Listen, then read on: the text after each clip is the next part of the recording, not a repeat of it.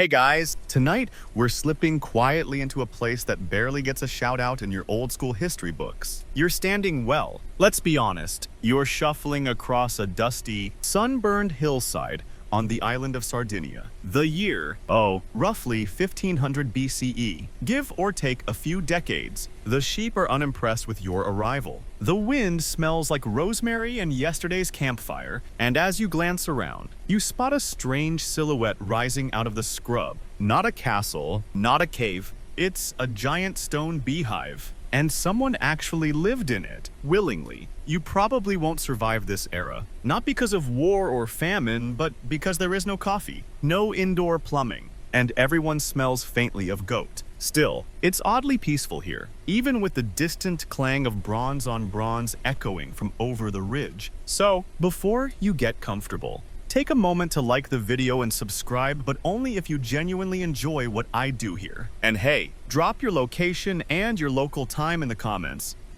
I love seeing where in the world we're drifting off from tonight. Now, dim the lights, maybe turn on a fan for that soft background hum, and let's ease into tonight's journey together. You trudge up the uneven slope, sidestepping loose rocks and some goat droppings that really shouldn't still be steaming. It's dry here, almost aggressively dry. The grass is more straw than green, and the sun is already doing its best impression of a pizza oven. Even though it's barely past breakfast time, Sardinia is not a gentle island. It's rugged, windswept, and unapologetically rocky. In the distance, you hear the low bleat of sheep standard island ambiance.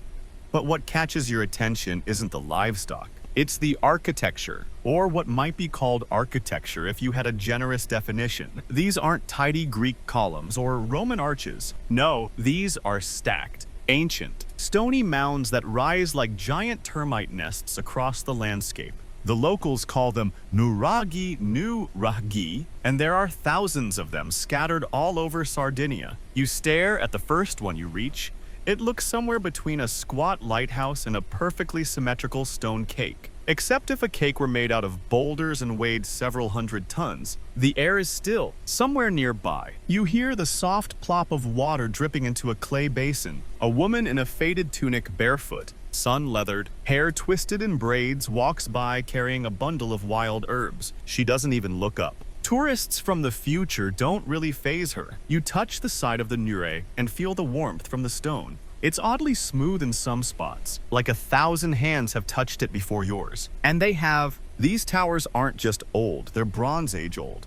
We haven't even invented coins yet old. You're surrounded by a society that hasn't written anything down, hasn't built temples to named gods, and hasn't heard of pizza. And yet, somehow, they're engineering these elaborate stone fortresses using only bronze tools, human strength, and more patience than you've ever applied to IKEA furniture. Historians still argue whether the Nuragic were homes, fortresses, temples, or something in between. You duck your head and peer inside. It's cool. In here, blessedly cool. The stone acts like natural insulation, and even with no windows, there's a kind of hushed serenity. You half expect to hear chanting or the clatter of a cooking pot, but it's just your breath bouncing softly off ancient walls. Your fingers brush a mark in the stone. Not writing, exactly, but a faint engraving, maybe a sun, maybe a stylized sheep, maybe just someone doodling out of boredom while waiting for dinner. And just like that, you're in it. Bronze Age Sardinia. No tour guide, no ticket, just the quiet crunch of your sandals on stone, the briny scent of the nearby sea, and the slow realization that this ancient world might have been strange. But it wasn't stupid. These folks knew things. How to live off the land, how to protect their families, how to stack stones into something that would outlast empires. A dragonfly zips past your ear. Somewhere in the scrub, a kid chases a dog. Or maybe the dog's chasing the kid, it's unclear. And up above, the sky is so blue, it actually hurts a little to look at. You sit on a warm stone and exhale.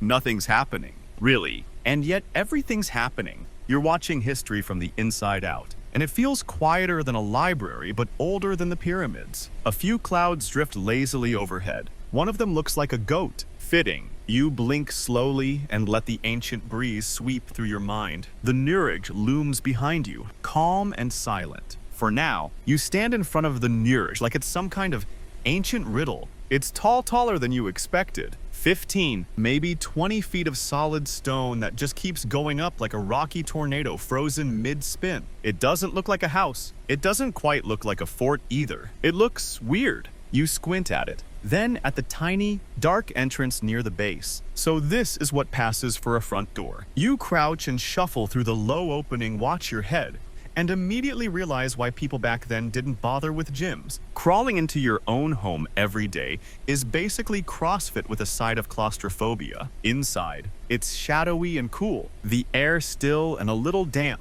like a stone cellar crossed with a cave. You can just make out the central chamber round, domed, and lined with stones so precisely fitted together, it's like they grew that way. No mortar, no concrete, just rock, carved and balanced with Bronze Age stubbornness. Welcome to the world of the Nurag plural. Nuraki! That word might not roll off the tongue, but the structures themselves are unforgettable. These beehive-shaped buildings are some of the most iconic mysteries of the ancient Mediterranean. Sardinia has over 7,000 of them. Some are solo towers, others are complexes with multiple conical chambers and surrounding stone walls. It's like a Stone Age version of a gated community, except the gates are probably manned by a guy with a bronze spear and very questionable hygiene. So what were they? Really, historians still argue whether the Nuragi were homes, fortresses, temples, or some high-stakes combo platter of all three. One theory says they were lookout towers, part of a vast communication network,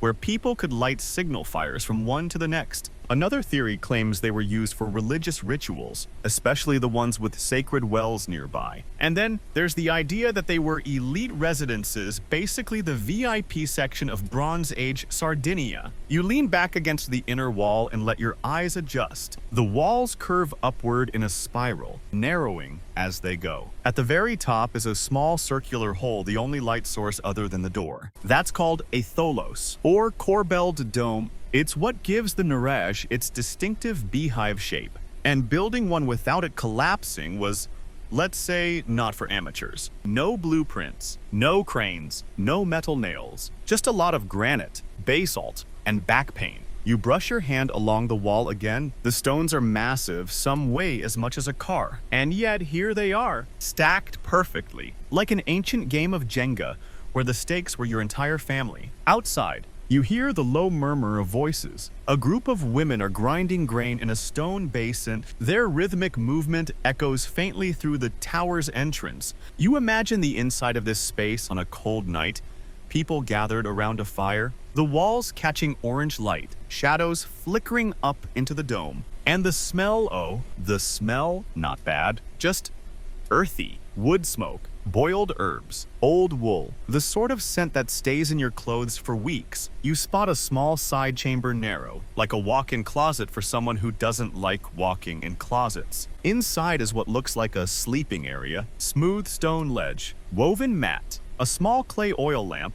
Imagine going to bed here every night, tucked in under 100 tons of rock, while the wind howled outside and the stars glimmered faintly through that little dome hole above, cozy in the way only total darkness and silence can be. And yet, it wasn't always quiet. The Nuragi were functional, not just decorative. People moved through them constantly, carrying grain, hauling firewood, yelling at someone for knocking over the stew pot. Kids played in the corridors. Old men told stories in the echo chamber center, their voices bouncing around like ancient podcasts. You run your fingers along a groove in the floor, rainwater runoff, maybe, or a groove worn down by centuries of feet pacing in circles. Historians still debate whether the inner layout followed a symbolic patterned sun-worshipping spiral, practical heat-retaining circle. One guy even suggested it was a giant sundial. No one agrees, which is kind of the point. That's the thing with the Nuragi.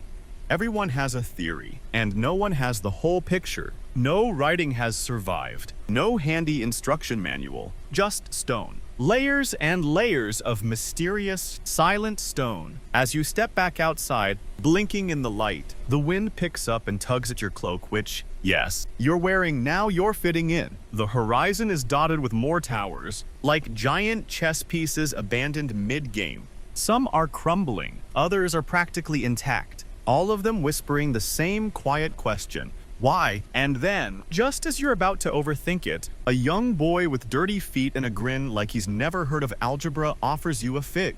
You take it. It's sweet, sticky, and surprisingly fresh. He runs off laughing, and you're left standing there with your ancient snack, your ancient mystery, and a growing appreciation for prehistoric architecture. You glance back at the Nuragic one last time before moving on. Beehive-shaped, Bronze Age baffling, and still very much standing. You're standing in front of another Nuragic now, trying to puzzle out one simple question. How in the Bronze Age did people with no cranes, no cement, and absolutely zero access to YouTube tutorials manage to build something so stubbornly vertical? This tower isn't just tall, it's elegant in a brutish, prehistoric way. Stones the size of small refrigerators are stacked upward in a smooth, inward curve, giving the whole structure its signature beehive shape.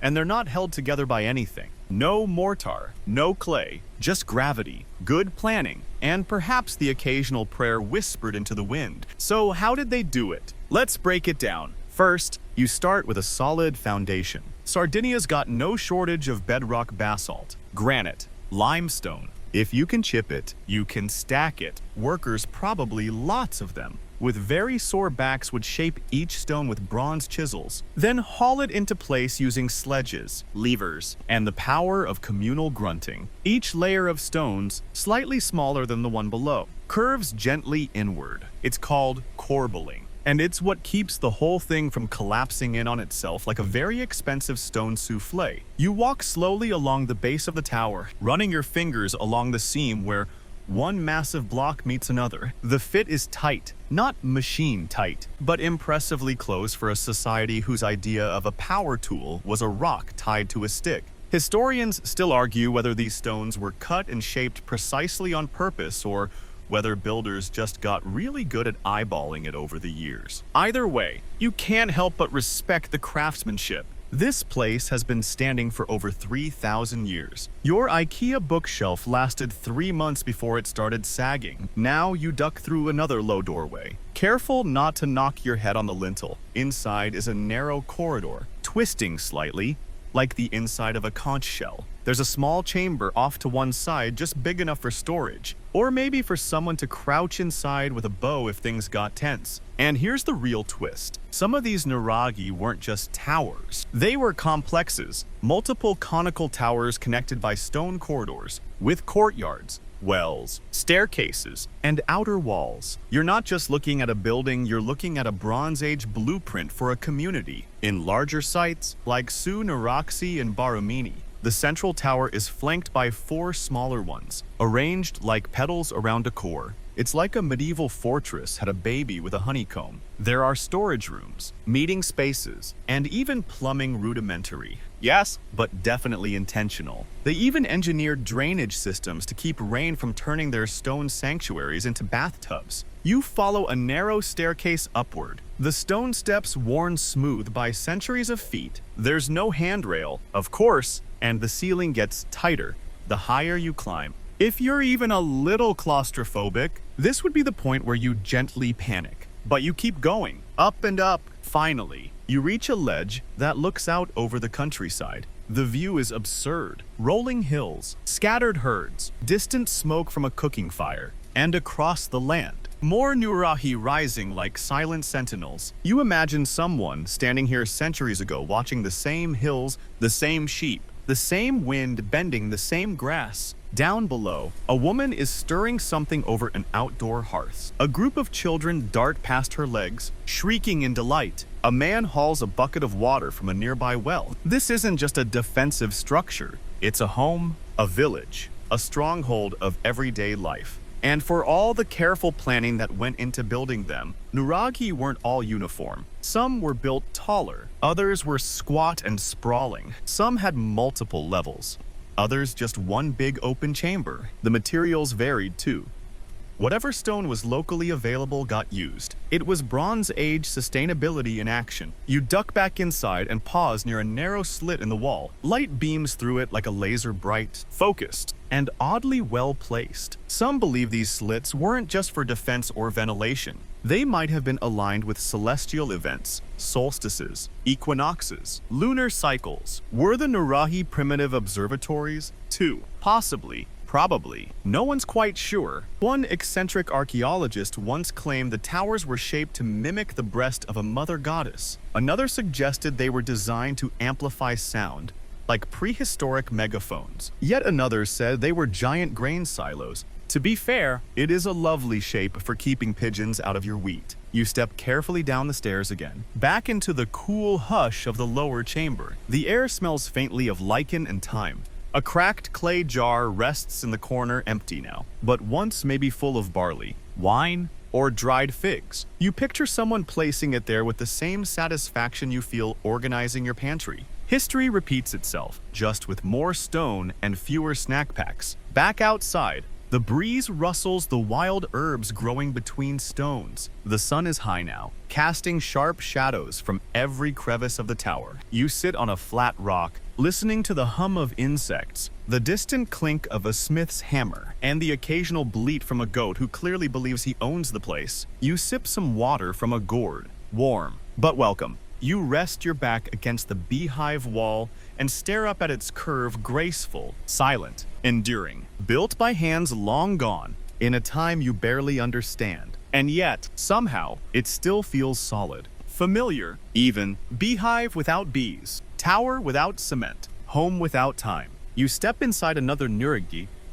This one's smaller than the last, and yet somehow more lived in. The floor is uneven stone, smoothed down by centuries of padding feet. The light is dim, filtering in through that tiny sky hole up top, casting a narrow beam that dances lazily across the far wall like a sleepy spotlight. This, you realize, is what it might have been like to live here day after day. Not just visit, not just admire, but wake up, stretch your aching limbs on a stone ledge, and start your Bronze Age to-do list. Grind grain, tend sheep, avoid stepping in goat droppings. Again, you run your fingers over the wall as you walk a slow circle around the chamber. It's cool to the touch, with the kind of silence that only thick stone and utter isolation can produce. There's something oddly comforting about the stillness, as if the walls are trying to lull you back to sleep with the memory of generations. In the corner sits a low hearth, not blazing, not even glowing now, but the ash tells you this spot was once the beating heart of the home.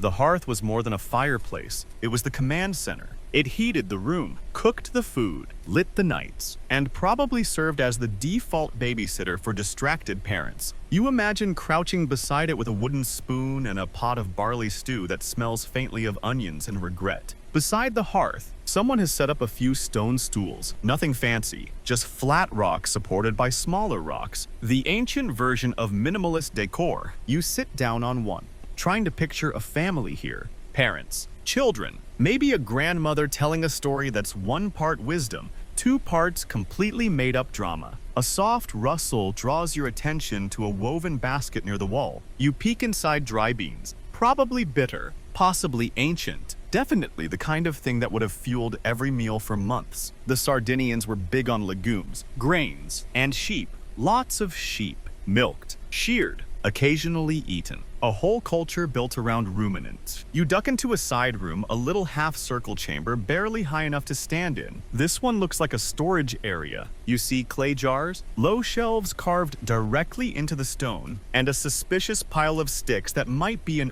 early attempt at furniture. There's also an opening in the ceiling with a ladder made of twisted branches and worn leather bindings. You look up, consider your options, and then climb carefully. The upper chamber is even smaller. Maybe a lookout point, maybe a bedroom, maybe a very cramped escape route. Light spills in from one long slit in the wall, framing the distant hills in a golden haze. The view would be stunning if it weren't for the fact that your neck is currently doing its best impression of a pretzel. Still, you sit and you imagine nights here with the fire crackling below, children dozing off as the wind howls against the stone, and a parent or elder standing watch at this very window, waiting for something or nothing. Just watching the stars creep across the sky and listening to the deep, comforting silence of a world without car horns, news alerts, or emails. Downstairs, someone might be churning milk. Sardinians are credited with making some of the earliest known cheeses: hard, salty, long-lasting cheeses that could survive long winters or short tempers. Cheese wasn't just food, it was currency, a mark of status, a way to prove you had goats and, by extension, your life vaguely together. Historians still argue whether the inner structure of the Nuragic was designed for practical purposes or symbolic ones. Was this spiral layout meant to draw energy inward? Did it mirror something celestial? Or did it just work really well for avoiding drafts and organizing goat droppings? No one can quite agree. You climb back down carefully, again, and return to the main room. The air smells faintly of herbs now. Someone nearby must be cooking. You catch a hint of rosemary, fennel, maybe wild onion. Your stomach rumbles. Even in the ancient world, hunger's always on time. You step back outside. Blinking into the sun, the tower casts a long shadow across the dry earth. A few kids are playing a game with pebbles and a piece of carved wood that might once have been part of a spear. Laughter rings out bright, simple, real. A chicken struts by with the kind of confidence only chickens have. You nod respectfully. You sit under a twisted fig tree and take in the view. The wind brushes your cheek like a slow exhale. Everything moves at its own pace here. Even time seems to stretch and yawn like it's been napping under the same sun for millennia. And as you close your eyes, you can still feel the inside of that stone tower behind your eyelids. The soft flicker of firelight, the quiet rhythm of a lived-in life, the echo of footsteps you'll never hear again, but that still somehow linger in the air. You weren't meant to live here, not really, but for a moment, you did. You're leaning back against a stone the size of a bathtub, eyes half-lidded. When it finally hits you, why are these walls so thick? Seriously, they're absurd. Some Nuragic walls are over 3 meters thick. That's almost 10 feet of rock between you and the outside world. You'd need a battering ram, a strong argument, and several years of free time to break through. So what gives? You rise slowly, because apparently even imaginary time travel causes back stiffness, and trace your hand along the nearest wall. It's cold, even in this heat, and deeply grooved from centuries of wind, rain, and human contact. You press your ear to the stone, as if expecting it to whisper secrets. Nothing. Just the dull thump of your own heartbeat. Back in the Bronze Age, a thick wall served several purposes. First and foremost, defense. These were not exactly peaceful times. Sardinia was peppered with small clans and tribes, and conflict was just one bad goat theft away. The Nuragic weren't just family homes. They were fortresses, safe houses, and sometimes last resorts. You walk the perimeter of the structure and notice strategic features, small slits in the walls, maybe arrow holes, maybe ventilation, curved passageways designed to confuse invaders, dead ends that lead nowhere. Perfect for trapping someone in an awkward moment of sword-related regret. The thickness of the walls wasn't just about strength, it was about buying time. The more rock between you and a pointy object, the better. But it wasn't just about enemies. Sardinia could be wild, intense rains, blistering heat, frigid winds, all possible in the span of a few weeks. These thick walls kept the inside cool in summer, warmish in winter, and dry no matter how loud the weather gods got. In fact, Nuragic might have been some of the most thermally efficient prehistoric homes in Europe.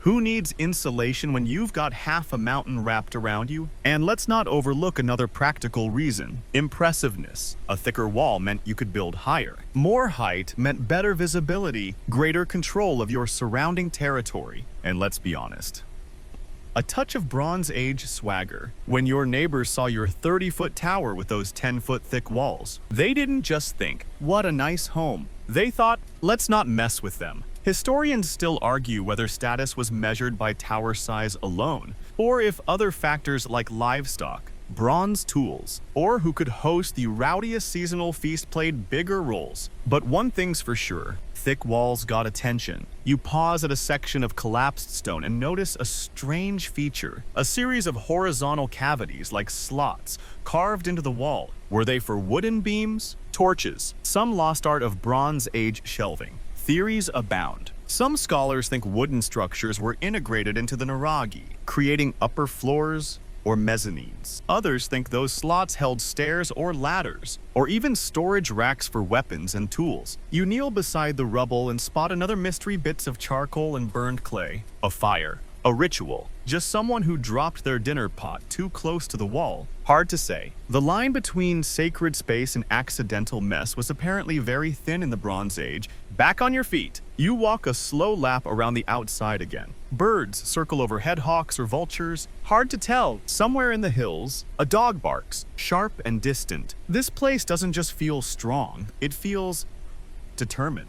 Like it wants to outlive you. And so far, it has. One fringe theory floated by a particularly poetic archaeologist suggests the thick walls were symbolic, that they represented protection not just from outside dangers, but from spiritual ones, evil spirits, bad omens, the weight of the unknown. It's not widely accepted, but you kind of love the idea that each stone was a talisman, stacked with intention, creating a permanent barrier between the people and whatever haunted their dreams. Inside, a child laughs one of those small, bubbling giggles that fills every crevice. You peek in and see a woman spinning wool, her hands deft and fast. A clay oil lamp flickers nearby. It smells like sheep and smoke and old, sun-drenched time. You sit quietly against the outer wall again, the heat of the midday sun pressing down on your shoulders. The stone behind you holds the chill of morning, a pocket of ancient coolness in a world without ice cubes. Your eyes trace the tower's curves, the lines of force and balance,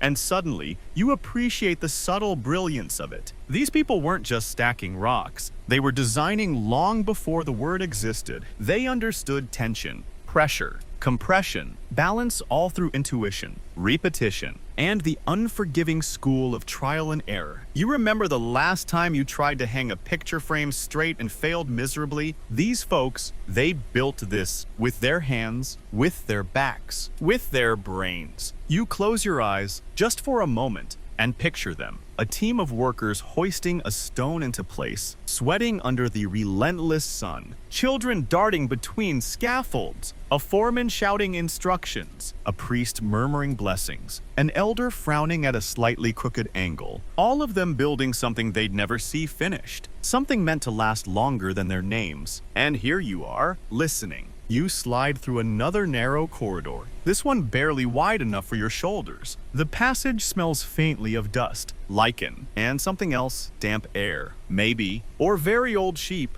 It's hard to tell. The walls curve gently as you move deeper, and suddenly, the space opens into a central chamber larger than you expected. And right away, you notice two things. One, the hole in the roof, a perfectly circular aperture that pours sunlight down like a sleepy, divine spotlight. And two, a series of side alcoves and small passageways branching off in several directions like someone was playing architectural hide and seek. This isn't just a tower, it's a labyrinth. You take a slow turn around the room. The floor is uneven, some areas clearly carved out, others left rough. You stumble slightly, catching yourself on a jagged stone that juts from the wall like a misplaced knee. There's an unsettling amount of ambiguity here, like whoever designed this had a plan, but refused to write it down. Let's talk about some of these weird little features, the kinds of things archaeologists squint at, shrug, and say, sure, maybe it was ceremonial. There's a staircase that goes up, but then just stops. No second floor, no roof access, just ends. Maybe the upper part collapsed. Maybe it once led to a wooden structure long since rotted away. Or maybe it was never meant to lead anywhere. The prehistoric version of decorative stairs, and over in the corner, a shallow depression, maybe waist high, carved out of the wall. It might be a washing basin, or a shrine, Or, depending on your level of optimism, an extremely uncomfortable toilet. Historians still argue whether these carved features were purely functional or carried spiritual significance. That hole in the roof, though it draws your eye again. In architectural terms, it's a roof oculus, and its purpose is officially unknown. Theories range from smoke ventilation to ritual light shaft to Bronze Age skylight, perfect for checking the weather without going outside. Some oculi line up precisely with solar or lunar event solstices, equinoxes, full moons. Others don't line up with anything at all, except possibly the builder's imagination. You pass into one of the side chambers and immediately notice how small it is. Narrow, curved, silent. The acoustics are strange.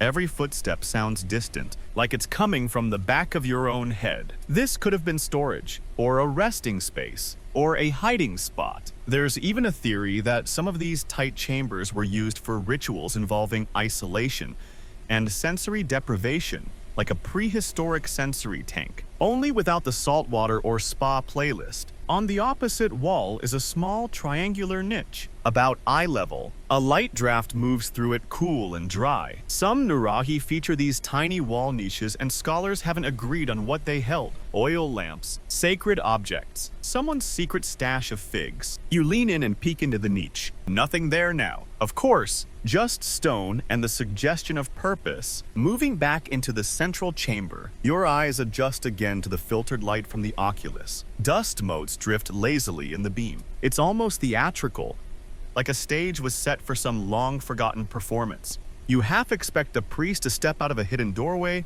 and recite something in a language that hasn't been spoken in 3,000 years. That theatricality might not be an accident. There's a theory granted, a slightly fringe one, that these rooms were designed with sound and light in mind. That certain songs, chants, or drumming patterns would resonate just so under the dome, creating an immersive ritual environment. That the play of sunlight across the walls marked sacred days or changing seasons. It sounds fanciful until you clap your hands. The echo is eerie. Not loud, but sharp. The dome shape and stone walls trap and twist the sound, turning it into something that almost feels alive. You try again. A soft footstep, a breath, even that seems amplified. You can see why someone would treat this place as more than just a home. And yet, there's a surprisingly practical side too. You notice that rainwater might have pooled neatly under the oculus. That airflow from the slits could keep smoke moving upward. That storing grain in alcoves would keep it cool and dry. That the thick walls, again, mute outside noise and create perfect sleeping conditions even if you happen to be surrounded by bickering goats. So maybe it was both, practical and spiritual,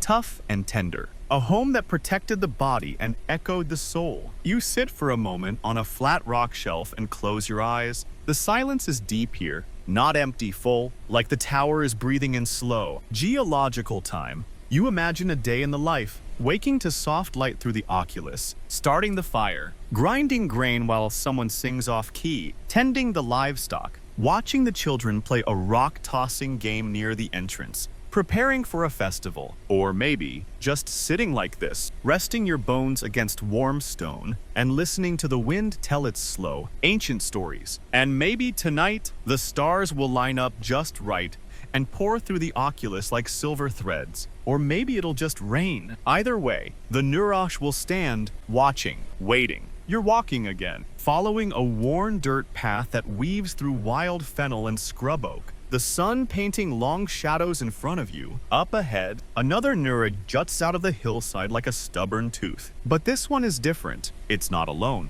Around the base of the central tower, you begin to notice clusters of smaller stone structures, round huts, low walls, narrow alleyways barely wide enough for a cart goat. It's a village, a full-blown settlement built around the Nuragic like barnacles on a ship. And just like that, you realize something important. These towers weren't just isolated shelters or one-off monuments. They were community magnets. At first, it may have been just one family building around the tower, huddling close to its protective bulk. But over time, others joined in. Huts sprang up in concentric rings, courtyards formed, storage areas, communal ovens, animal pens. Eventually, you had a whole village spiraling around this stony nucleus, like ancient Sardinia's version of suburban sprawl minus the garages and recycling bins. You step between two of the stone huts. Their walls are shorter, made of smaller stones, and the roofs, long gone now, were likely made of wood and thatch. The floors are tamped earth, smooth from centuries of use. You imagine woven mats, sleeping hides, baskets piled with herbs and nuts. Life, in all its messy dailiness, happened here.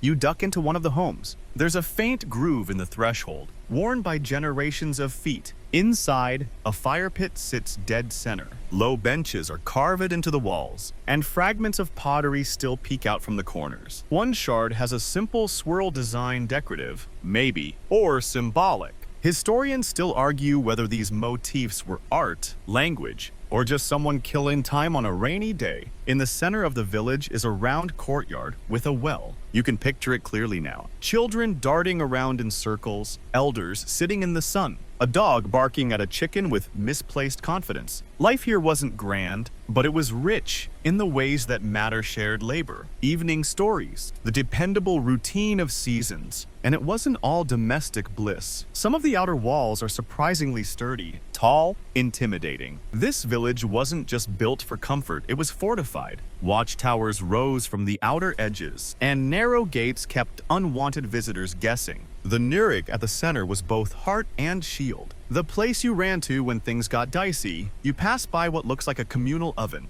It's just a large, hollow dome of stone now, but you can smell what it once was bread. Flat, smoky, charred at the edges. Sardinians knew how to bake. They worked with barley, emmer, einkorn, and when they weren't baking, they were brewing. There's evidence they made early forms of beer, thick, cloudy stuff, more chew than sip, probably an acquired taste. You stop beside a small structure that looks different from the rest. It's partially sunken into the ground and surrounded by low stones in a deliberate circle. Some believe this was a shrine. Others think it was a storage unit. One theory even proposes it was a birthing chamber, a warm, private space for women to deliver new life under the safety of stone. No one agrees. Naturally, a soft breeze kicks up dust, and in it, you catch the scent of something boiling: onion, maybe, or wild leek. You imagine a large pot suspended over a hearth, bubbling with stew, lentils, goat meat, bitter greens, the kind of meal you'd eat slowly, with your fingers, while someone nearby tunes a string instrument and grumbles about the coming rains, because this was a full society. These weren't just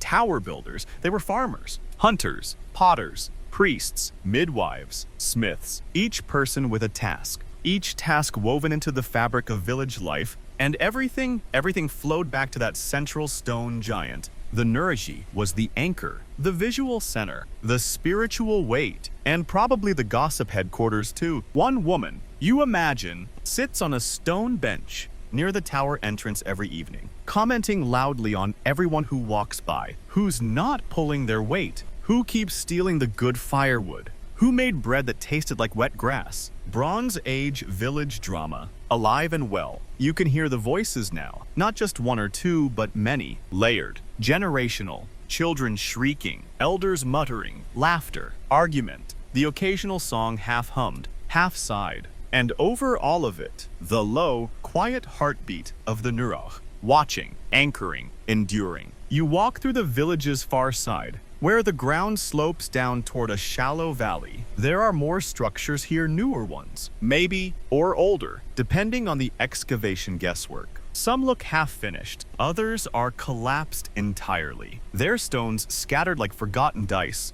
And even now, after thousands of years, there's a strange kind of order, a rhythm in the ruins, like the bones of a song still playing long after the instruments have fallen silent. You stop and turn around. From here, you can see the whole settlement, the tower at its heart, the huts circling like ripples in a pond, the paths connecting them like veins. It's more than architecture, it's memory, fossilized in stone. You sit down on a flat rock, your shadow stretching long behind you. The sun is low now, the air is cooler, a bird calls from somewhere overhead, and the wind rustles the wild grass. You close your eyes, and the voices return soft, ancient, unhurried. They're still here, all of them. You're wandering now, not through stone corridors or village huts, but across a windswept plateau dotted with wild olive trees and the occasional disgruntled sheep. The Nuragic you've just left is barely visible in the distance, its silhouette half swallowed by golden light and heat shimmer. And then you see it, another one. But this one's different. This is no solitary tower. This is a complex, a sprawling, stone-walled labyrinth, crowned by a central nurag with multiple satellite towers and interconnected passageways. You feel like you've stumbled across the Sardinian version of a Bronze Age airport hub, a well-defended, goat-adjacent terminal. This is Nuragic, or something very much like it. Archaeologists would later classify sites like this as Nuragic complexes, and standing here, you can see why. It's a tangled snarl of walls, towers, stairs, courtyards, and chambers like someone tried to draw a spiral and a spider web at the same time. Using only stones and brute determination, you move cautiously through the outer walls, marveling at how the towers are all connected, linked by passageways that twist and bend, some so narrow you have to shuffle sideways. The design is deliberate, defensive. It forces anyone unfamiliar with the layout to slow down, disorient, hesitate. In a world where threats came on foot with spears and torches, these choke points were clever deterrents. Even today, you feel like you're being watched by the stones themselves. Inside the main tower, the structure opens again into that familiar beehive chamber. High domed ceiling, cool, breathy silence. But here, there's an extra twist. Multiple levels. You spot a stairway, mostly intact, leading to what would have been a second story, maybe even a third. Wooden beams are long gone, but the grooves in the stone are still there, whispering hints of floors now vanished. You climb carefully, imagining how the floors might have looked. Split levels, connected by ladders or stairs, maybe used to separate functions, living quarters above, food storage below. Maybe children scampering upstairs while elders sat below to argue about planting seasons, or whose cousin just borrowed the good cooking pot and didn't return it. Up top, the view is breathtaking. From here, you can see other Nuragic scattered across the horizon like prehistoric lighthouses. Some stand alone, others are embedded in their own villages, and some like this one were full-on command centers. Historians still argue whether these complexes were military fortresses, religious sanctuaries, or administrative centers. Probably all three, depending on who ran the place. Some believe that Sardinia was divided into tribal chiefdoms, each with its own central Nuragic as both power symbol and literal stronghold. If that's true, then you're standing in the heart of Bronze Age bureaucracy, the local DMV, but with more bronze swords and fewer pamphlets. You descend into one of the side towers, now narrow, circular, and dimly lit through vertical slits. It's quiet here, too quiet. And that's when you notice it, a well, a real one, carved deep into the stone, cool and dark and still functioning. You drop a pebble, it takes several long seconds before you hear the distant plop. Water, down there, clean and ancient. This wasn't just a fortress, it was self-sustaining, even under siege. This community could have lasted for weeks, maybe months. Water, food, shelter, height advantage. Everything but Netflix. Back in the main courtyard, you spot another communal feature. A meeting circle, low stones arranged in a wide ring, clearly intended for group gatherings. Decisions were made here, disputes settled, stories told, maybe even alliances formed or betrayed. You sit for a moment on one of the worn seats and picture the assembly. Elders leaning in, arguing in low tones, young men rolling their eyes, children fidgeting at the edges, pretending not to listen. One fringe theory suggests these meeting circles were also used for games competitions of strengths, speed, or logic, or rituals, or courtship dances, or all of the above on Tuesdays. No one really knows, but the presence of such a space speaks volumes. This was a society that gathered, that debated, that built public life into the very stones of their home. You rise and walk a wide arc around the complex, noting the layers of the construction. Some walls are smoother, more refined clearly. Later additions. Others are rougher, older, almost primal. Nuragic builders didn't demolish and rebuild. They added, expanded, layered time into stone. You could read the generations by how the walls changed. At the far edge, beyond a collapsed wall, you find something strange? A long, curved stone with parallel grooves cut into it. It might have been part of a threshing area, or a ceremonial slab, or just someone's overly dramatic doormat. Historians still argue whether such features were practical or spiritual. Surprise. You run your hand along it anyway. It's smooth and warm under the sun, and you can't shake the feeling that this was once important. Everything here was... This complex wasn't just a place to live. It was a statement, a declaration, a promise that the community, the tribe, the people mattered, and that they would be remembered. And guess what? They were right. You step out through the final outer gate, a narrow passage framed by upright slabs of stone. As you turn for one last look, the tower looms behind the walls like a sleeping colossus, solid, silent, unmoved. It's not beautiful, not in the classical sense, but it's strong, enduring, strange, and it has outlived nearly everything. You walk on, the wind brushing dry grass against your ankles, the sky soft with evening haze. The complex behind you fades into the hills, swallowed again by the land, but it's there, and it remembers. You're waking up slowly now, metaphorically at least, from under the shadow of yet another tower. The sun has tipped westward, washing the stones in honeyed light, and everything around you seems to exhale a long, contented breath from a civilization that hasn't rushed in 3,000 years. But this time, your journey takes a different turn, because today, you're visiting something not made of stone. Well, partially. You arrive at the edge of a strange, partially excavated structure. No conical tower, no stacked boulders, just a wide, oval enclosure with low walls of stone barely knee-high and oddly several holes dug carefully into the ground. It's quiet here, the only sound the wind nudging dry grass against stone. You've stumbled upon a Bronze Age sacred well, one of Sardinia's lesser-known marvels. At first glance, it might not seem like much, just a dip in the earth, some crumbling stairs, and a pool of murky water at the bottom. But the longer you stare, the more deliberate it looks. The stairs are carved from large, evenly spaced stones. The walls of the shaft descend in a perfect conical spiral, and the water, still, cold, eternal. You head down the steps slowly, one hand brushing the lichen-covered wall, the air cooling noticeably with each step. The temperature drops as the light fades. The bottom chamber is domed, a narrow oculus in the ceiling letting in just a single column of sunlight that falls directly onto the surface of the water like someone lit the room from heaven with a dimmer switch. This isn't just a hole in the ground, it's a place. Historians still argue whether these sacred wells were used primarily for religious ceremonies,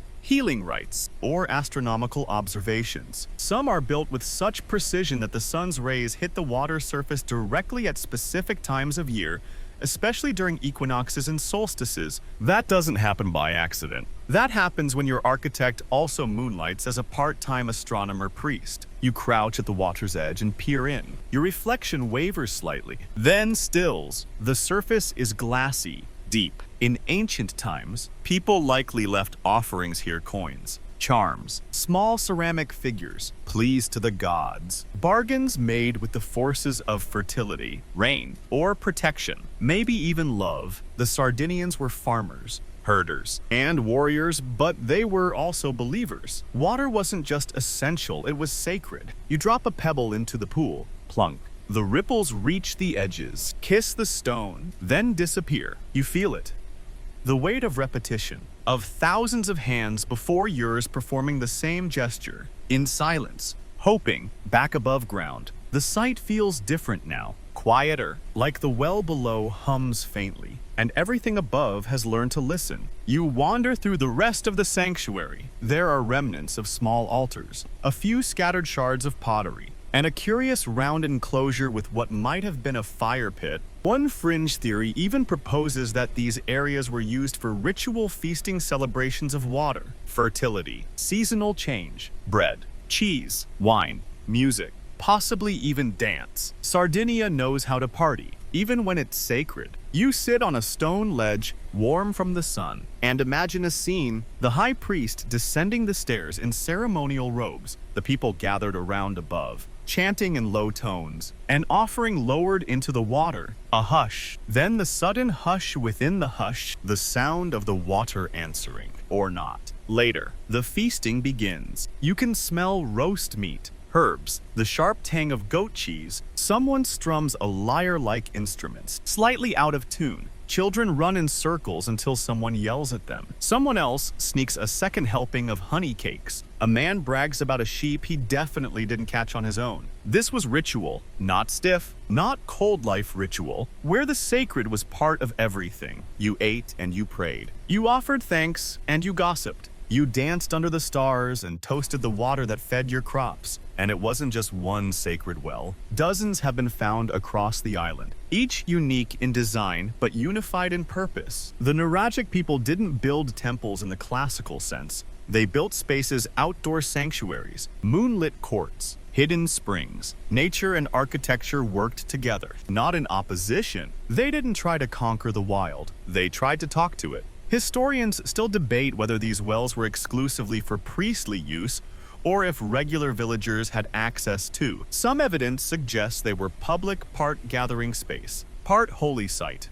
Others think certain areas were off limits, only entered by those trained in rituals, timing, and the subtle reading of water shadows. Either way, the reverence is baked into the stones. As you make your way back up the trail, the wind picks up again. It's cooler now. The sun is lower, the shadows longer. You glance back at the well. It doesn't wave goodbye, doesn't whisper, doesn't shine. It just is, still, patient, ancient, and suddenly, you realize something. The Nuragic people weren't just architects. They were listeners to the wind, the stars, the water beneath their feet. They built towers for safety, villages for community, and wells for mystery. And all of it somehow still breathes. You're walking now with a slower pace, your legs tired from a day of imaginary time travel, but your mind still very much awake. The sky is deepening into a sleepy blue-gray, and the hills around you start to glow with that soft, pre-dusk hush when even the birds seem to switch to a quieter setting. Ahead lies something unexpected, less imposing than the towers, less sacred than the wells, but no less remarkable: a megalithic tomb. You weren't planning to visit the dead, but here you are standing before a curved stone slab taller than you, flanked by rows of flat stones arranged like a spine curling through the grass. This is what archaeologists call a tomba dei giganti, a giant's tomb. And no, sadly, there's no evidence of actual giants, just the clearest case of ancient Sardinian dramatic flair. You step closer, examining the wide central stele, the upright stone that marks the head of the tomb like an ancient gravestone on steroids. Many of these stelae are carved, some even with simple stylized shapes that might represent horned figures, suns, or abstract human forms. Others are completely plain. This one has a shallow niche at the bottom, maybe for offerings, or for placing a small ceremonial fire. Historians still argue whether these decorations were symbolic of gods, ancestors, or something entirely metaphorical. The name Giant's Tomb probably came from later Sardinian folklore. Locals, centuries after the original builders had vanished, found these enormous burials and figured naturally only beings of enormous size could be buried here. Makes sense in a sleepy, myth-loving kind of way. But inside, no massive bones, no cyclops skulls, just the remains of multiple people, interred together in long, communal burials. You walk slowly along the curved side walls. They bow out like a canoe flipped upside down. In fact, the whole tomb looks vaguely boat-like, and that might not be an accident. Some archaeologists think the Nuragic people believe the soul took a journey after death, perhaps by boat, perhaps across the stars, perhaps just back into the land. The tombs, in this theory, are not final stops. They're launch pads. You pause at the far end and look back along the length of the tomb. It's about 30 feet long, modest, compared to some, but clearly built with care. These stones weren't just dumped here. They were fitted, stacked, shaped. This wasn't a place to hide death. It was a place to honor it. You sit beside the base of the main stele, running your fingers through the sun-warmed grass, and imagine the rituals, maybe a small procession. Families gathered, songs sung low and slow, a final meal shared, bits of food offered to the departed, a few beads, tools, or carved figures placed alongside the body. Then the closing of the tomb, not with fear, but with trust. After all, this wasn't goodbye forever. It was just another part of the cycle. One quirky discovery unearthed in similar tombs: animal remains, often sheep, goats, or small deer. Some theorize they were food offerings for the journey. Others suggest they were symbolic, each animal standing in for traits or blessings. One historian even proposed that the bones were leftovers from a post-burial feast. Apparently, mourning and eating have always gone hand in hand. You walk back toward the stele and lie down on the flat earth beside the tomb. The grass is soft. The stones beside you buzz faintly with the heat they've been holding all day. Above, the sky turns lavender. It's oddly peaceful here. You close your eyes, and for a moment, you hear footsteps, soft, rhythmic, distant, not threatening, just ancient and familiar, like the land itself is remembering. You picture the community that built this tomb, the same hands that raised the Nurag, milked the goats, carved the wells. They laughed, worked, argued about barley rations, and when their time came, they were brought here, not with despair, but with reverence. Historians still debate whether burial here was reserved for elites or offered more communally. Some tombs show signs of repeated use over centuries. Others seem to hold only a handful of individuals. Maybe each village had its own rules. Maybe it depended on the stars, or dreams, or just which elder shouted the loudest. And even as theories fly, one thing remains. These people honored their dead, not by hiding them away in a corner of the world, but by building with stone, shaping the earth, and making memory visible.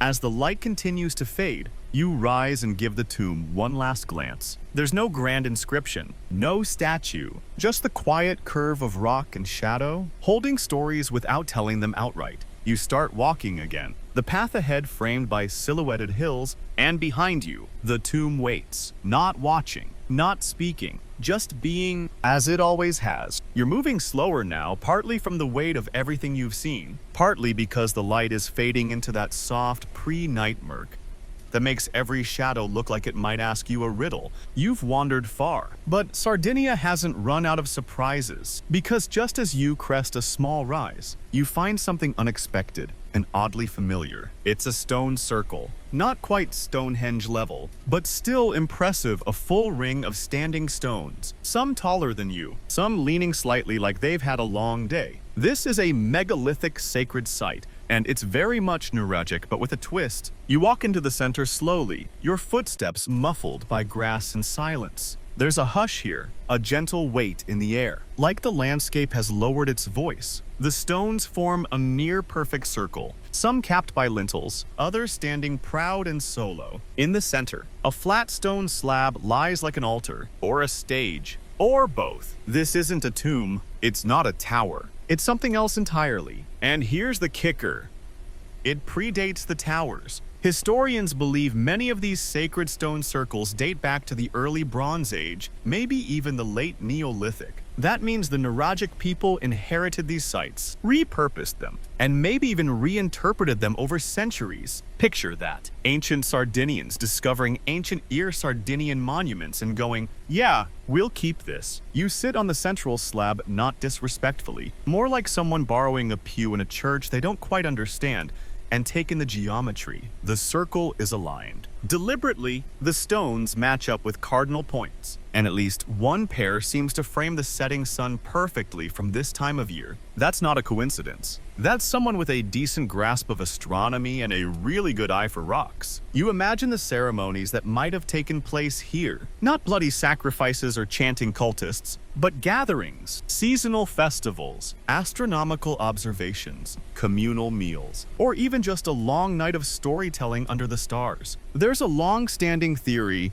that these stone circles marked solar calendars, helping early farmers predict planting and harvesting times. Another suggests they were sound chambers, where songs or instruments would reverberate just right, stirring something deep and wordless in the bones. You try it, just a low hum. The sound bounces, flutters, fades. You feel it, more than hear it. It's not musical, exactly. More like a tuning fork striking a dream. One stone in particular catches your eye, taller than the others, weathered, with faint, almost accidental grooves along one side. Some believe these markings were carved symbols of sun, water, or fertility. Others think they're the work of time alone. Historians still argue whether these etchings were deliberate or if we're just projecting meaning onto ancient weather damage. Either way, it looks purposeful. You touch the stone. It's rough but not sharp, solid. A time capsule in plain sight. And then there's the fringe theory. Of course there is. One archaeologist proposed that these sites weren't just calendar tools, they were meditation aids, places designed to quiet the mind, align with nature, and access altered states of consciousness. No substances, just rhythm, repetition, breath, stone. If that sounds wild, just remember, this is the same civilization that built spiral staircases inside beehive towers in the middle of goat territory. They felt things deeply. You lie down in the center of the circle, just for a moment. The stones loom over you, silhouetted against the first stars blinking into view. There's no roof, no walls, but it doesn't feel open. It feels enclosed, safe, like a very old thought you've only just remembered. You imagine the site, active fires flickering, drums beating softly, feet stamping in rhythm. Maybe children ran between the stones. Maybe elders sat with their eyes closed, whispering to the stars. Maybe someone proposed marriage here, or offered a prayer, or just sat and listened. It was a place where the sacred wasn't hidden. It was celebrated, shared. You rise slowly, brushing dust from your back, and walk to the edge of the circle. The path beyond is faint, almost gone. Just a narrow trail through the grass. You glance back. The stones don't glow. They don't hum. They don't do anything at all. And yet, they hold something like an echo with no sound. You walk on. You're walking now along a ridgeline, the moon just beginning to show its pale face above the hills, when something familiar catches your eye in the distance, a tower. Yes, but more than that, it's in the same spot you saw earlier. But now the light is gone, and everything's shifted. What was once solid and warm in the sun is now silver gray and ghost-like. The shadows are longer, deeper, and the silence has changed. Two, it's not empty, it's listening. You find yourself thinking about who built all this, not just the engineers and masons, but the society as a whole, and that leads you to something historians love to argue about, because of course they do. The social structure of the Nuragic people.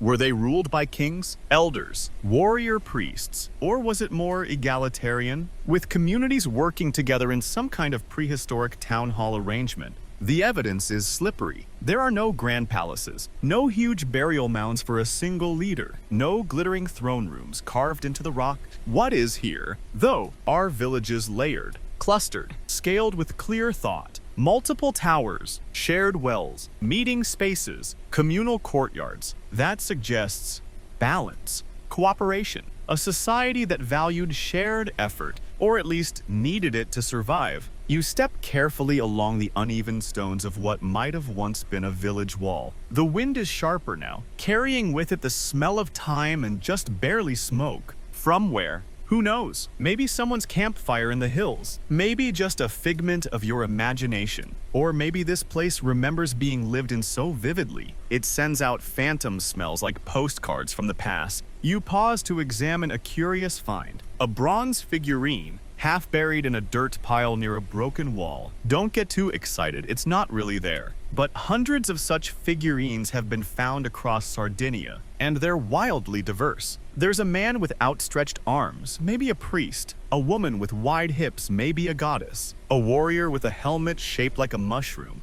A man holding a model of a Nuragic. And here's the best part. No one knows exactly what they were for. Historians still argue whether they were toys, offerings, status symbols, religious icons, or simply artistic expressions. Some even suggest they were IDs, little statuettes buried with individuals to represent their identity, role, or spirit. You crouch beside the imaginary one you found and try to guess what it meant to its maker. Pride, protection, or was it just something to hold, a reminder of a person, a promise? These figurines are important because they offer a glimpse not of stone or infrastructure, but of people, of thought, of feeling. The Nuragic world wasn't just functional, It was expressive. You continue your moonlit walk and come across another structure half collapsed, but clearly different. It's smaller than a tower, not quite a home. There's a recessed bench around the inside, and a large central stone in the middle. Could it have been a council house, a shrine, a courtroom? One fringe theory suggests that certain round buildings were used as wisdom chambers, where elders gathered to settle disputes or share oral traditions. You like that idea, not because it's confirmed, but because it feels right. A circle of worn benches, a low fire, wrinkled hands, voices hushed and certain. You sit on one of those ghost benches now, the moonlight brushing the floor with soft silver. You imagine someone standing in the center, telling a story so old that the stones themselves lean in to hear. Something clicks in your mind as you look around again. These towers, these villages, these figurines, they weren't parts of Nuragic life. They were life. No separate palaces, temples, stadiums, no division of sacred and mundane. Everything overlapped. The sacred well was also a gathering spot. The tower was a shelter, a symbol, and a storage room. The village was protection and family and ceremony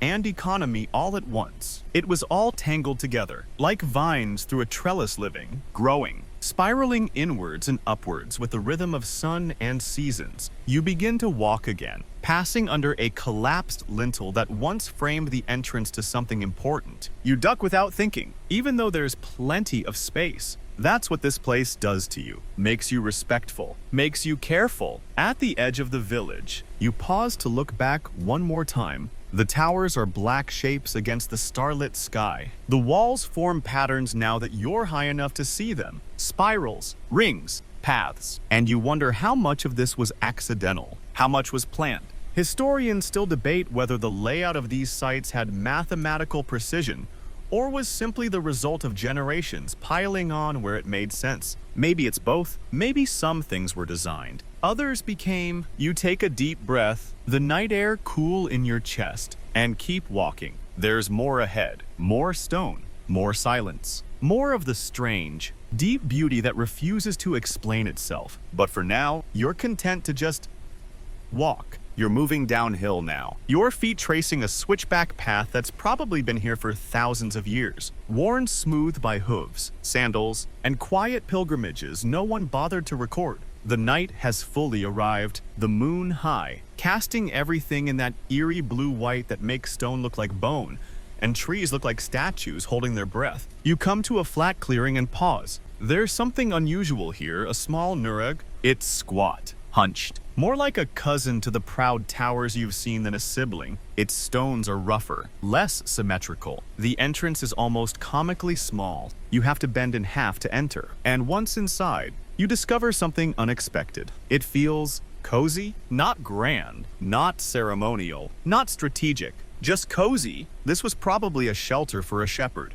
or a lookout post, or even a kind of Bronze Age Airbnb for passing travelers. Bring your own goat. No bronze credit cards accepted. These mini Nuragi are scattered across the island, and they suggest something important. Not everything had to be monumental. Sometimes, the same architectural language that built massive complexes was scaled down for daily life. You sit on a low stone ledge and imagine someone taking shelter here centuries ago. A herder pulling his wool cloak tight, a traveler lighting a fire and roasting bitter roots, a young couple hiding out from an arranged marriage they weren't excited about. The ceiling is low. You can't stand fully, but the acoustics are oddly perfect. Your breath doesn't echo, it settles. Outside, the night hums. Insects, wind, the rustle of leaves in that way that always sounds like whispering in a language you don't speak but still trust. You lie back on the floor. It's not comfortable. Too many pebbles, but it's real, grounded. And in that moment, it hits you how widespread these Nuragi really are. You've seen towers on mountaintops, in valleys, near the coast, in forests. Some barely standing, others restored like museums. Some tangled in ivy and practically digested by time. There are over 7,000 Nuragi across Sardinia. Let that sink in. 7,000. That's like 1 every 2 kilometers, give or take. If you tossed a bronze dagger in any direction, odds are you'd hit one. Please don't. Historians still argue whether this density reflects a defensive network, tribal division, or simply a stubborn love of round architecture. But it tells you something either way. The Nuragic culture wasn't a footnote. It dominated this island for over 1,000 years. Think about that. The Great Pyramid, built in 20 years. The Roman Empire lasted about 500. The Nuragic culture held strong for twice that long without collapsing into empire, without conquering distant lands, without needing to build marble statues of themselves in heroic poses. They just stayed, and now, as you lie in this humble hut beneath a sloped dome, you feel that staying, the endurance of stone, the quiet assertion that presence doesn't need to shout. You crawl back outside. The moon is brighter now, the wind colder. You wrap your arms around yourself, not out of fear, but because everything suddenly feels very big. The sky, the past, the realization that you're part of a story still unfolding. You walk a little farther and stumble literally onto a Bronze Age pathway. Not paved, not marked, but worn in a way that's too intentional to be nature's doing. It winds through low shrubs and cork trees and disappears over a small ridge. You follow it, because that's what we do, isn't it? We follow, stone to stone, tower to tower, life to life. One step after another, chasing shadows that don't want to be caught but don't mind being followed. You follow the old path as it rises gently through the dark,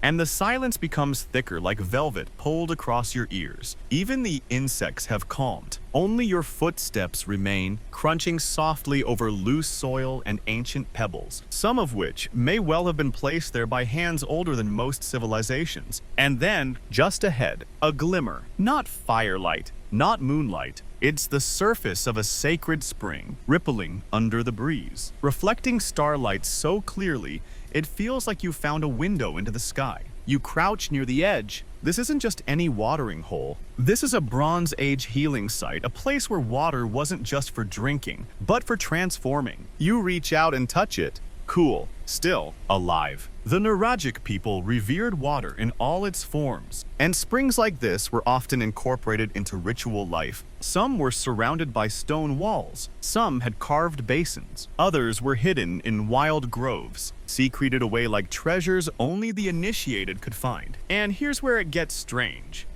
Some of these springs seem to line up with stellar events. That's right, once again, ancient Sardinians may have been watching the stars while drawing water. Some springs are aligned so the moon or sun reflects into the water at specific times of year, almost theatrically, like nature's own spotlight cue. Historians still argue whether this was deliberate astronomy, symbolic mythology, or just an eerie coincidence we're reading too much into. But if you've walked this far, you've earned the right to believe in a little intentional mystery. You sit on a flat rock and imagine what this site looked like at its height. People gathered with offerings, bread, cheese, tiny bronze figurines, maybe a quiet chant carried by a dozen voices, a healer dipping herbs into the water, a mother bathing her child in the hopes of warding off illness, a traveler washing their hands before a long-awaited reunion. This wasn't a church, it wasn't a clinic. It was both and neither. It was sacred practicality, the kind of place where belief and biology met in the same bowl.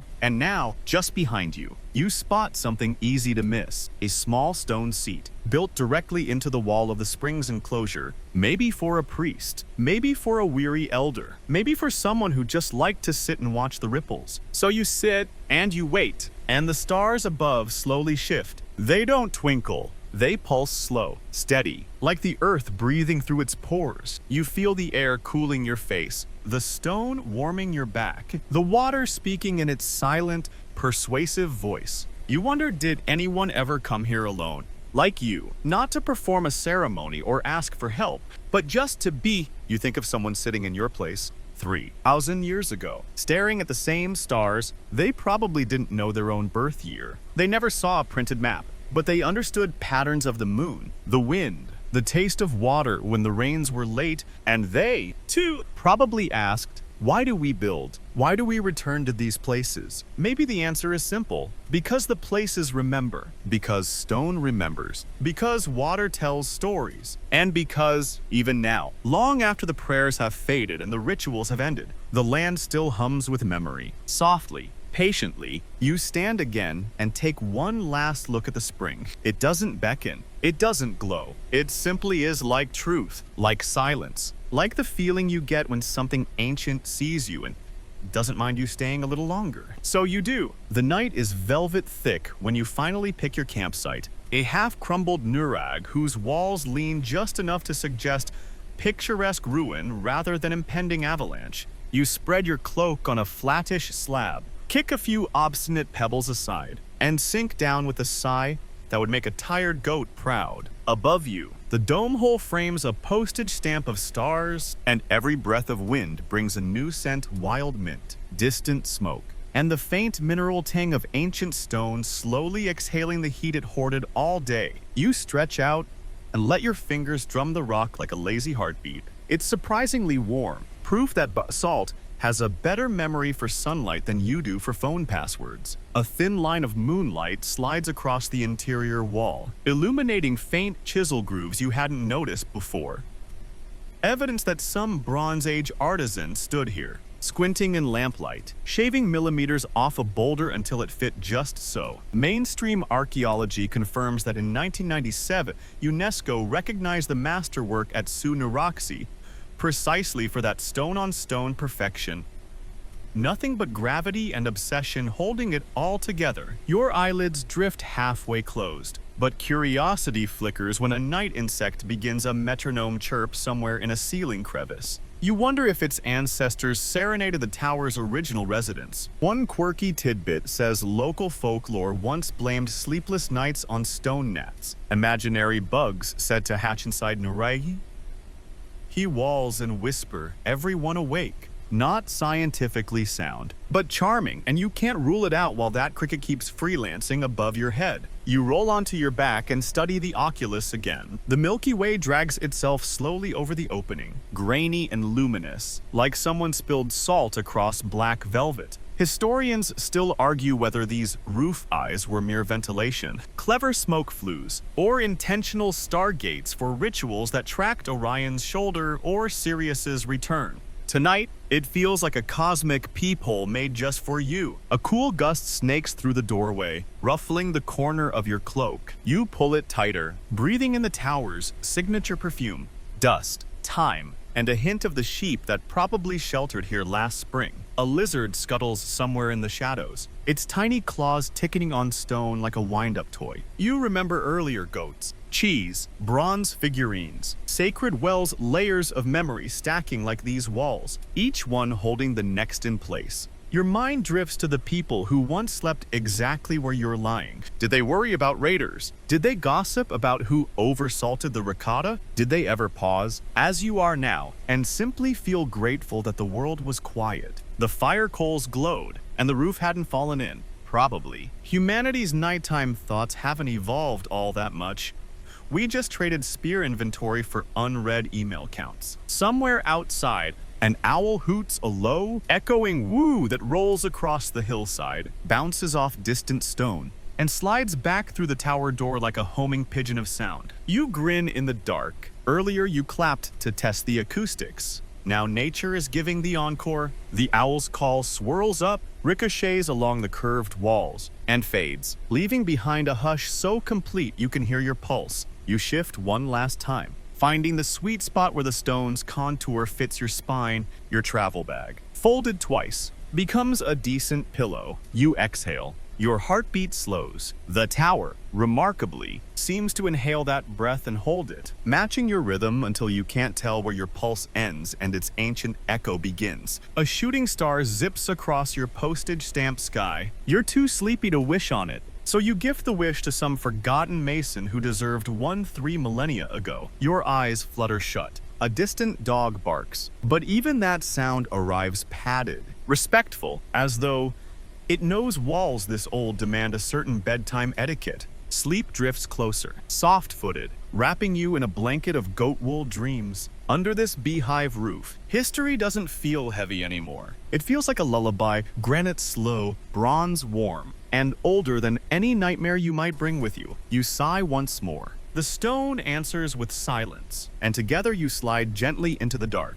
The owl's echo fades, and the hillside settles into a deeper stillness, as though the landscape itself has tucked you in. Each breath you draw now is longer, quieter, slipping smoothly past your lips, like a tide retreating over polished sand. The stone beneath you cools by imperceptible degrees, encouraging every muscle to loosen, then loosen again, until even the tension behind your eyes releases its grip and floats away into the dark. Outside, the night wind slows, brushing the tower walls with a gentle, repetitive hush soft enough to be mistaken for distant waves, steady enough to lull even the most stubborn thoughts. You feel the rhythm echo through the stones, through your ribs, through the soft drum of your heartbeat, guiding it toward a calm, unhurried cadence. A single cricket sings, then pauses, then sings again, the spaces between its notes growing wider, as if it too is nodding off. In those widening silences, you sense the weight of centuries settling, like fine dust light, unobtrusive, yet undeniably present, reminding you that in this moment nothing is required of you except rest. The past is cared for, the future can wait. The present is simply breath and heartbeat, and the reassuring press of stone. Your thoughts thin to gossamer threads that drift upward through the oculus, where stars pulse softly like nightlights hung for travelers. One by one, those thoughts wink out, replaced by a sweeping, honey-warm quiet that gathers behind your eyes, slides over your brow, and settles you deeper into the earth's slow dream. Breathe in, breathe out. The tower keeps watch. Sleep comes.